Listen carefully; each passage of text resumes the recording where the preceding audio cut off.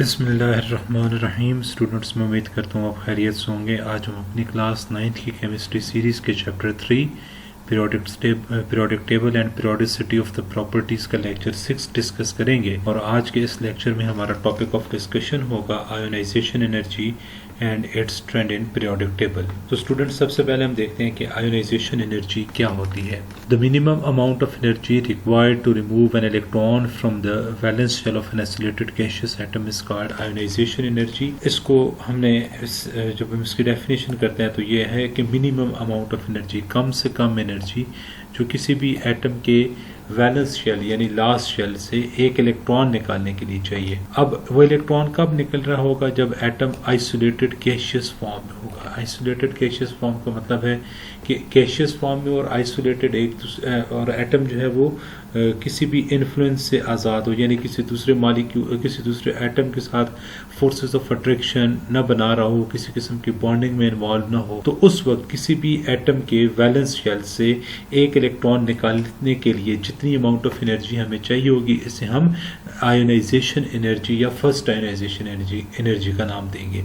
ये हम kilo joules पर मोल में मेजर करते हैं। फॉर एग्जांपल, ग्रुप 1 का जो एलिमेंट है सोडियम, इसकी आयोनाइजेशन एनर्जी है 496 किलो जॉल पर मोल। यानी आपने पढ़ा है कि सोडियम का एटॉमिक नंबर होता है 11 का मतलब है इसकी कॉन्फ़िगरेशन है 1s2 2s2 2p6 और 3s1। तो इसके पहले शेल में 2 इलेक्ट्रॉन हैं, दूसरे शेल में 8 इलेक्ट्रॉन है और तीसरे शेल में 1 इलेक्ट्रॉन होता है। तो इसके तीसरे शेल में मौजूद इस एक इलेक्ट्रॉन को निकालने के लिए हमें 496 किलो जॉल पर मोल एनर्जी चाहिए। आपका क्वेश्चन है क्या सर एक ही इलेक्ट्रॉन रिमूव हो सकता है, एक से ज्यादा नहीं हो सकता? स्टूडेंट्स, अब अगर हम ग्रुप 2 एलिमेंट्स की बात करें जिनके वैलेंस शेल में 2 इलेक्ट्रॉन्स होते हैं, तो वहां पर दोनों इलेक्ट्रॉन रिमूव होंगे, स्टेप बाय स्टेप रिमूव होंगे। तो जब पहला इलेक्ट्रॉन रिमूव होगा तो उस वक्त इस प्रोसेस को हम नाम देंगे फर्स्ट आयोनाइजेशन एनर्जी का, और जब दूसरा इलेक्ट्रॉन रिमूव होगा तो उसे हम नाम देंगे सेकेंड आयोनाइजेशन एनर्जी का। ये बातें आप डिटेल में जाके फर्स्ट ईयर सेकेंड ईयर में पढ़ेंगे, यहाँ पर इसको डिस्कस करना मुनासिब नहीं है। किसी भी एलिमेंट की जो आयोनाइजेशन एनर्जी है वो 2 फैक्टर्स के ऊपर वो 2 चीज़ों पे डिपेंड कर रही होती है। एक उसके साइज के ऊपर और दूसरा इफेक्टिव न्यूक्लियर चार्ज के ऊपर, यानी एटम का साइज कितना है और न्यूक्लियर चार्ज कितना है। अब हम इसका ट्रेंड देखते हैं कि पीरियोडिक टेबल में अक्रॉस द पीरियड और डाउन द ग्रुप हमारे पास आयोनाइजेशन एनर्जी में क्या वेरिएशंस आती हैं। तो स्टूडेंट्स, जब हम top to bottom in a group move करते हैं तो एटॉमिक रेडियस या एटॉमिक साइज वाले टॉपिक में हमने पढ़ा था कि न्यूक्लियस के गिर्द नंबर ऑफ शेल्स इंक्रीज करते हैं, न्यूक्लियस के गिर्द शेल्स की तादाद बढ़ती है। जब न्यूक्लियस के गिर्द किसी भी एटम जब हम डाउन द ग्रुप मूव करते हैं तो हमारे बैलेंस शेल के दरमियान डिस्टेंस इंक्रीज हो जाता है और हमारे पास जो शील्डिंग इफेक्ट है वो इंक्रीज होता है। तो एटम का साइज इंक्रीज होने और शील्डिंग इफेक्ट इंक्रीज होने की वजह से न्यूक्लियस की force of attraction valence electron के ऊपर डिक्रीज हो जाती है, कम हो जाती है। अब इलेक्ट्रॉन को रिमूव करवाना इजी हो जाता है तो आयोनाइजेशन एनर्जी कम हो जाएगी। जब इलेक्ट्रॉन को रिमूव करवाना इजी हो गया तो इट मीन्स कि कम अमाउंट ऑफ एनर्जी इस्तेमाल होगी और इलेक्ट्रॉन एटम के वैलेंस शेल से रिमूव हो जाएगा, तो इसलिए आयोनाइजेशन एनर्जी डिक्रीज हो जाएगी। अगर मैं आपके सामने एग्जांपल के तौर पे ग्रुप 1 एलिमेंट्स को डिस्कस करूं तो ये डाउन द ग्रुप हम मूव करते हैं जी ग्रुप 1 में, तो हमारे पास साइज इंक्रीज करता है। जैसे जो लिथियम है इसमें न्यूक्लियस के गिर्द 2 शेल्स हैं, सोडियम में 3 शेल्स हैं, अब पोटेशियम में 4 हैं, रुबिडियम में 5 हैं और सीसियम में 6 हैं। अब जब यहाँ पर एटम का साइज छोटा है तो न्यूक्लियस की force of attraction valence electron के ऊपर स्ट्रॉन्ग है, इलेक्ट्रॉन को निकालना मुश्किल है, तो हमारे पास 520 किलो जॉल पर मोल एनर्जी इस्तेमाल होगी लिथियम का इलेक्ट्रॉन रिमूव करने के लिए, अब जो 2s शेल में पड़ा हुआ है। अब जब आप सोडियम का इलेक्ट्रॉन 3s से रिमूव करेंगे तो उस वक्त आपको 496 किलो जॉल एनर्जी चाहिए।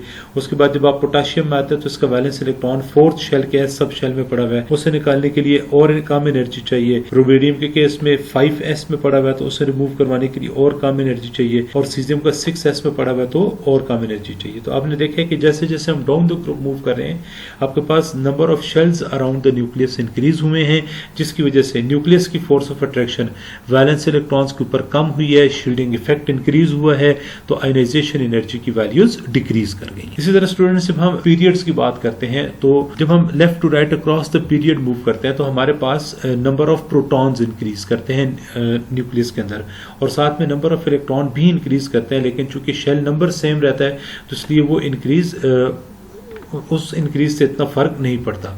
अब अगर मैं आपके सामने सेकंड पीरियड ऑफ एलिमेंट को डिस्कस करूं, जैसे कि lithium, beryllium, boron, carbon, nitrogen, oxygen, fluorine और नियॉन है, तो ये जो मैंने नीचे नंबर लिखे हैं ये इनके एटॉमिक नंबर है। लिथियम का एटॉमिक नंबर 3 है, बेरिलियम का 4 है, बोरॉन का 5, 6, 7, 8, 9, 10।